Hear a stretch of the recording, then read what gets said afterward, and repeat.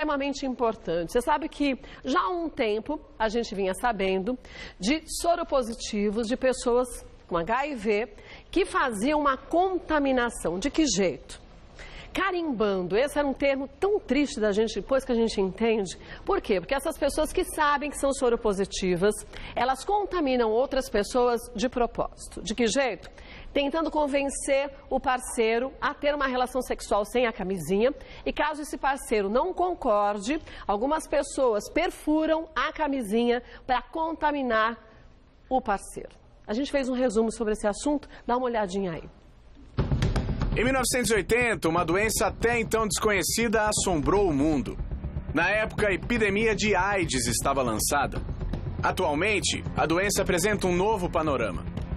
Avanços na medicina, introdução de medicamentos eficazes e diversos tipos de tratamentos mostram segurança e melhorias na expectativa de vida de indivíduos que anteriormente recebiam o diagnóstico de HIV como praticamente uma sentença de morte.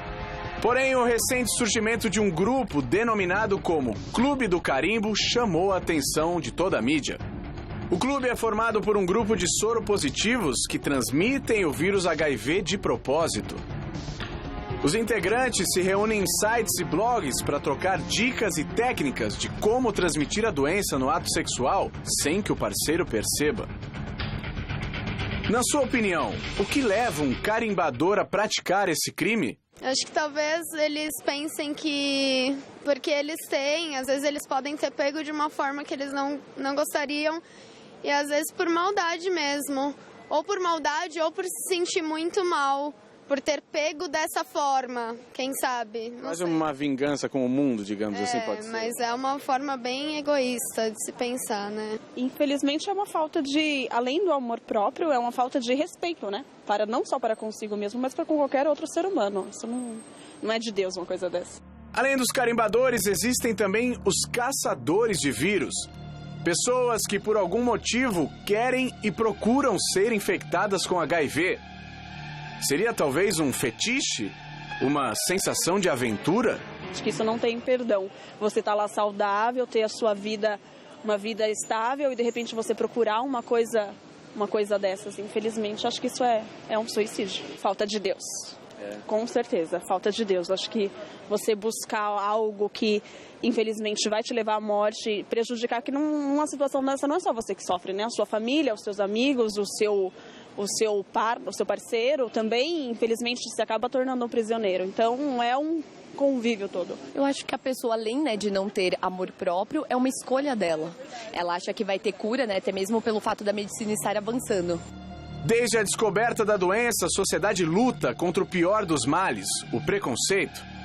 Mesmo com tratamentos que tornam a vida de um soropositivo seguro e saudável, muitos deles ainda são rejeitados por conter o vírus.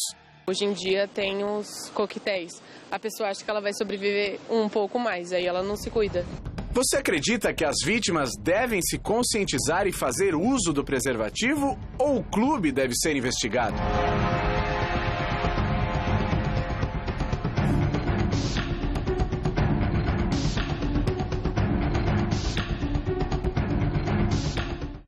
E hoje vamos conversar sobre esse assunto. É bom que você comece a falar sobre isso com seus familiares também. Só lembrando, gente, que o número de pacientes que passam a ter HIV a cada ano tem aumentado. E na terceira idade também, você sabia? Às vezes a gente acha que esse é um problema que só jovens podem adquirir. E não é qualquer pessoa, eu, você, qualquer um daqui. Você pode ter uma relação estável, você pode ter um só companheiro, você pode ter só um namorado. Vou apresentar para vocês a Silvia Almeida, que é militante. Seja muito bem-vinda. Obrigada. Você tem HIV, casou com 18 anos, Exato. Um único parceiro, e seu marido a contaminou, né? Isso. Eu me casei com 18 anos. Então, novinha. Primeiro namorado, a gente era super feliz. E aí, quando ele começou a ficar doente, entre tantos exames, a gente fez o teste de AIDS. E em 94, quando não se tinha muita informação, não se tinha remédio, né? Então, se ele ficou doente nessa época, talvez até ele já tivesse se infectado antes da gente casar, né? E ele veio a falecer em 96. Numa época de extremo preconceito em relação à AIDS, né? Completa falta de informação, Muito difícil. E comecei falando pela Silvia, gente, justamente para você em casa perceber que era uma relação estável, o primeiro namorado, não se tinha ideia naquela época que isso pudesse acontecer. Exato. Ao mesmo tempo, a gente tem aqui o Roberto da Silva, que é militante, faz um trabalho de 25 anos, trazendo, acho, incluindo essas pessoas, sejam portadores de algumas doenças ou sejam até dependentes químicos, trazendo mais amor à vida dessas pessoas, mais compreensão, né? Com certeza, Kátia. Obrigado pela... Nós tivemos há mais de 10 anos, nossa, né? É mesmo, 13 Você anos. estava noutra emissora ainda, verdade, né? a gente conversou sobre pois isso. Continuamos firmes. Que Mais de bom. 2.000 portadores de doentes de AIDS foram cuidados pela Associação Esperança Vida, né? Ao longo desses 25 anos, acolhendo, oferecendo um apoio multiprofissional, ajudando as pessoas a conviver com esse vírus, com essa doença, combatendo o preconceito, também com o nosso trabalho de prevenção, né? É incansável o nosso trabalho e contribuindo tanto para a construção de uma cultura de prevenção nesse país e também uma cultura de solidariedade, né? Diante de uma epidemia que ainda não foi vencida, de uma doença que não tem cura, né? Às vezes a sociedade alimenta uma ideia que não corresponde à realidade, né? Verdade. E esse é o problema, quando a gente tem uma realidade diferente do que as pessoas imaginam, né? Tanto é que o Edgar Maciel, que é jornalista e repórter da CBN, está com a gente, seja muito bem-vindo. Obrigado, Cátia. E numa das suas reportagens, você abordou justamente esse tema de hoje. E eu fiquei chocada quando eu li. Exatamente, mas o que mais me choca depois da repercussão da matéria que foi publicada, acho que em fevereiro, lógico, o Clube do Carimbo é impactante por si só, mas o que mais me impactou não foi o Clube do Carimbo, foi a repercussão que a matéria teve, porque as pessoas mostraram muito mais preconceito pelo fato de serem homens com homens, no caso homossexuais, praticando esse ato do Clube do Carimbo. Só que o ponto mais importante é que não são só homossexuais que fazem isso. Claro que não. E as pessoas têm que ter em mente isso. Eu acho que é o mais importante dessa questão. Porque o preconceito aumenta muito mais com essa questão dos homossexuais, né? Mas você sabe que para mim foi chocante quando eu li sua matéria? Falava de um empresário, acho que de 36 anos, se eu não me engano. Exatamente. Salva a memória. Que ele dizia que é um esporte do sexo. Eu falei, esporte do sexo? Você correu o risco de você ser contaminado e você querer ser contaminado, ou você saber que você quer contaminar outras pessoas. Quer dizer, de onde que vem essa história? Quer dizer, como que é a mente de uma pessoa dessa? Pamela Magalhães, que é psicóloga, está com a gente. É complicado, chamam de roleta russa até, né? Sim, Kátia, primeiro é um prazer estar aqui. Todo nosso, viu? A gente bateu um papo ali atrás, foi muito gostoso, um aquecimento para poder trazer mais informações aqui digeridas para vocês. E é interessante porque acho que o Edgar fala, é super importante não estigmatizar, né? A gente não pode só rotular, então ali, não, é o público gay, não. Né? Então, assim, qualquer pessoa, ninguém está imune dessa questão. O que a gente chegou à conclusão é como os valores estão internalizados nas pessoas desde o começo. Até o Edgar falou, eu não acho que é falta de informação, eu também acho que tem bastante informação. Mas como será que as pessoas absorvem essas informações? Esse é o problema, Exato, né? Porque alguém está em casa, de repente, como que é passado para os filhos, né? No sentido, assim, do olhar para o outro, do olhar para si. Né, a questão da empatia, de se colocar no lugar do outro, porque se eu me contamino com vírus e sei dessas informações e a gente consegue, né, vencer esses tabus, né, tirar esse estigma, eu consigo lidar melhor, cuidar de mim e logo olhar para o outro e cuidar do outro também. Então, mas a partir do momento que a gente vê que tem pessoas que têm um certo desequilíbrio emocional e que sem ter prazer em participar de algo assim extremamente de risco, a gente imagina como a vida dessa pessoa deve ser também muito triste. Porque você tem uma mente dessa, concorda? Você está falando de uma perversidade. É importante a gente colocar esse transtorno de personalidade, que a gente pode chamar de psicopatia, né? Esse transtorno antissocial, que o indivíduo ele tem o prazer na perversidade. Então, assim, é zero empático, não tem a menor empatia, não se coloca no lugar do outro e tem o prazer de saber que transmitiu essa doença. E também o destrutivo, né? Aquele que faz um movimento para destruir o outro, é destruir a si também. Eu acho que são várias etapas, na verdade. O gift givers, que é o nome dessa palavra, são as pessoas que transmitem o vírus propositalmente, no caso, eu acho que se enquadram nesse quadro de perversidade, da questão de agora eu tenho o vírus, então quero que outra pessoa tenha. Agora, o bug chaser, que é a pessoa que recebe esse vírus e tem a vontade de receber esse vírus, eu acho que aí entra uma questão de prazer a todo custo, de prazer misturado com adrenalina. Eu quero transar com pessoas que são soropositivas e ter esse contato e ter esse prazer de saber, será que eu fui infectado, será que não? Mas aí eu vou mais além disso, sabe por quê? Porque tem sites, eu vi na sua matéria até 2 sites, acho que era um Facebook, se eu não me engano, mas enfim, 2 São vários blogs, né? Que falavam disso. Mas olha que legal, é fim de ano, é carnaval, vamos contaminar um número maior de pessoas, porque agora, não lembro o termo certo que eles usavam, mas tipo os bobinhos, eles estão São aí... São jovens, né, no caso. Que eles chamam de bobinhos, estão aí disponíveis para serem contaminados. E aí a gente vê o quanto que, voltando àquele assunto, isso pode acontecer com meu filho, com o seu filho, o filho de qualquer um. Porque não é só uma relação homossexual, não. Eu acho que esse ponto é o mais importante de ser tocado, porque me deixou muito triste ver os comentários pós-matéria de as pessoas classificarem isso como uma atitude só homossexual, e não é. Um pai de família mesmo, esse que tu citou, o personagem, o empresário, era um pai de família. Então... Ele tem 2 filhos, tem mulher em casa, e mesmo assim ele vai no clube de sexo buscando um outro prazer. Não é uma questão de... minimizar, são só os gays que fazem isso, ou uma parcela mínima, 1% das pessoas fazem isso. Então a gente não pode rotular muito essa questão, porque aumenta o preconceito que já existe contra e aumenta a contaminação. Exatamente. Eu particularmente acho que é uma matéria que veio cheia de estigmas, mas que é muito bom para trazer de volta o tema, né?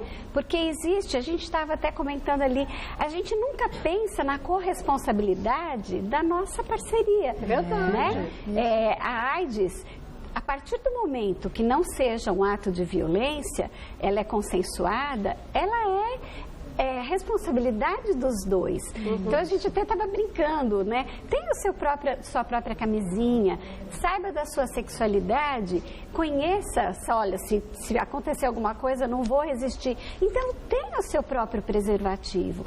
A gente tem muita facilidade o Brasil é um país onde se faz muito sexo, mas se fala muito pouco sobre sexualidade. E se conhecer os riscos, entender como a gente funciona e como os outros funcionam, é fundamental. Mas para isso, a gente tem que se colocar num grupo de risco também, que não é dos homossexuais, é de todos. Então, não existe mais grupo de risco. Mas todos fazemos parte do grupo de risco, concorda? É todo dia. Claro, são situações de risco. Há um viés sociológico nisso, nesse tipo de prática, que é tentar socializar a epidemia o máximo possível, né? Tem a questão psicológica do prazer pelo prazer, né? Como fruto dessa cultura hedonista que massacra, né? Principalmente o jovem nesse país, onde ele é massificado para buscar o prazer pelo prazer, mas tem esse viés sociológico de socializar o HIV e a AIDS, quer dizer, olha, quando a gente conseguir fazer a sociedade incorporar a AIDS como um problema dela, não de um determinado grupo de risco, assim nós vamos viver sem preconceito. Então vamos contaminar o maior número de pessoas que a gente puder, porque assim a AIDS torna-se realmente um problema social, um problema que a sociedade incorpora. Mas já é um problema da sociedade. Não é por falta de informação, né? É um excesso de informação que a gente tem sobre a AIDS. Mas o problema é usar esse excesso de informação e transformar isso em ação. Então volto e quero saber de vocês o seguinte, já que a gente tem um excesso de informação sobre contaminação, o quanto que a vida passou a ser a AIDS uma doença crônica, mas obviamente trazendo riscos para a vida dessa pessoa. Você pode controlar, mas a gente sabe que ainda muitas pessoas morrem de AIDS nos dias de hoje. O que falta se fazer então? Voltem e vocês me contam, na prática, o que está faltando. Olha, hoje um assunto importantíssimo, você vê? Em excesso de informações sobre um assunto, não caberia uma situação como a gente está encontrando, concordam? Quer dizer, se tem informação de sobra, por que o número de contaminações tem aumentado a cada dia? Kátia, a gente estava falando aqui um pouquinho a respeito assim.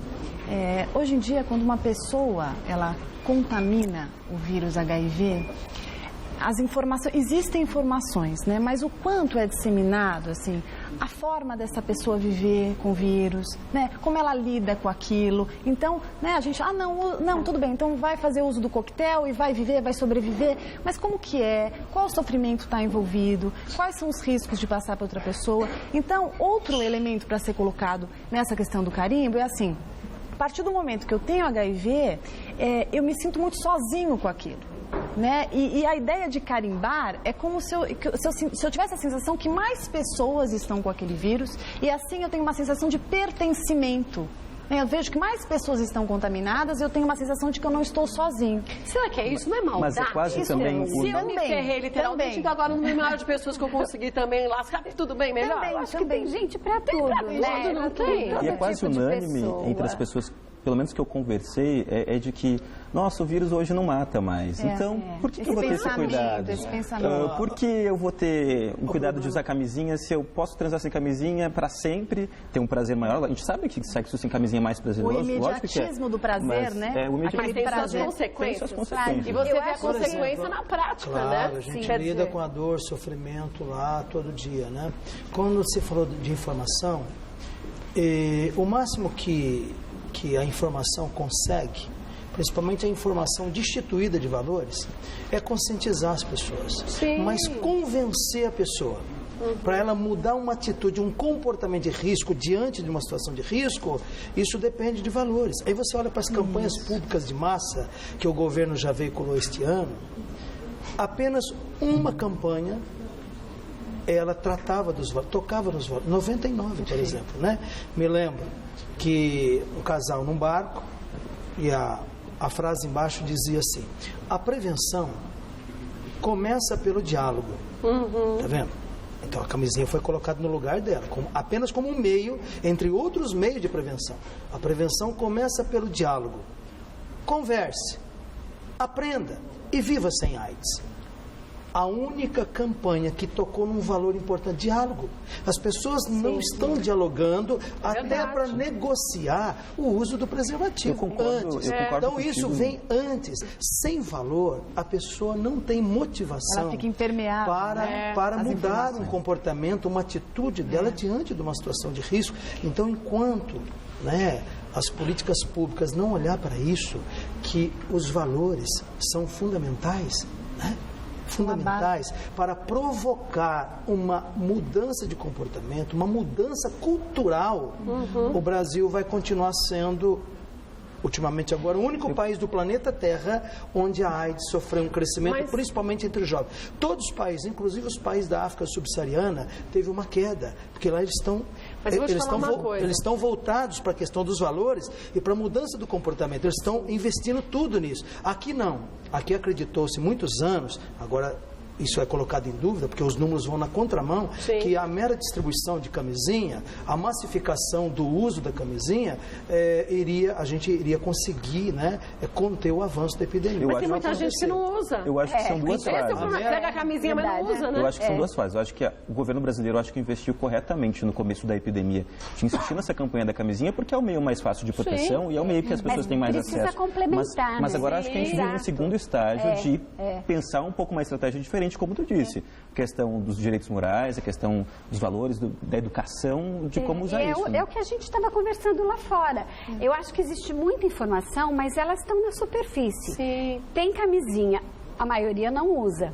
As pessoas ainda hoje não gostam, papel, né? Não gostam. A camisinha não foi introduzida no cotidiano das pessoas como deveriam ser. Quantas mulheres que você conhece que usam camisinha feminina? Muito poucas. Camisinha feminina, as pessoas não conhecem. Eu não conheço uma mulher que usa. A própria indústria que fabrica as camisinhas, elas vendem a camisinha atualmente de uma forma diferente. Se tu for ver uma última campanha que teve agora, não lembro a marca, mas ela fala, é uma camisinha que não parece camisinha, é como se transasse sem camisinha. Sem camisinha. Entendeu? Eles vendem de uma forma diferente também, que é um produto que as pessoas não querem usar, de fato. É incômodo, É incômodo. E a gente estava falando também da geração Y, essa geração ansiosa, que pensa no prazer imediato e só vai pesar as consequências depois do ato. Então, eu estou a fim de transar sem camisinha, vou transar, depois eu penso Ou não vai acontecer nada comigo. Essa onipotência, né? Nada acontece comigo, acontece com o outro e não comigo. Nesse sentido que a gente estava falando, que a informação, ela vem muito por cima. Se você sabe que AIDS é crônica, é fácil. Então eu vou pegar o HIV, como tomo um remedinho. né? Mas não é um remedinho. O Beto pode falar sobre isso daqui a pouco também. Hoje eu tomo 11 comprimidos, mas eu tomo remédio há 17 anos. E tem seus efeitos colaterais disso, olha, né? Se as pessoas soubessem que algumas morrem de hepatite medicamentosa, se as pessoas soubessem que alguns remédios dão efeitos colaterais como diarreias frequentes, perda de peso, lipodistrofia, que é uma coisa séria que muitas pessoas não conhecem.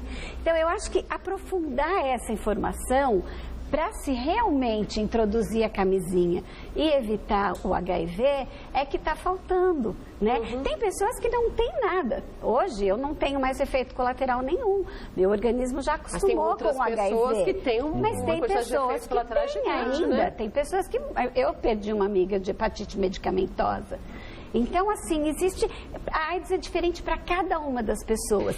E as pessoas precisam entender isso. E tem vários tipos também do vírus, né? Quer dizer, quando você tem um tipo de vírus, eu já estou contaminado. Você pode se contaminar com outro tipo, com outro tipo. E cada tipo que você inclui ao seu, vai dando complicações maiores também, né? Hoje, a medicina está super avançada. Hoje, quem tem carga viral indetectável, que é a quantidade de vírus circulando no organismo, ela tem uma possibilidade mínima de infectar outra pessoa. Então, se os carimbadores fazem tratamento, com certeza eles estão com uma carga viral muito baixa e vai ser muito difícil eles infectarem alguém. Isso é um ponto.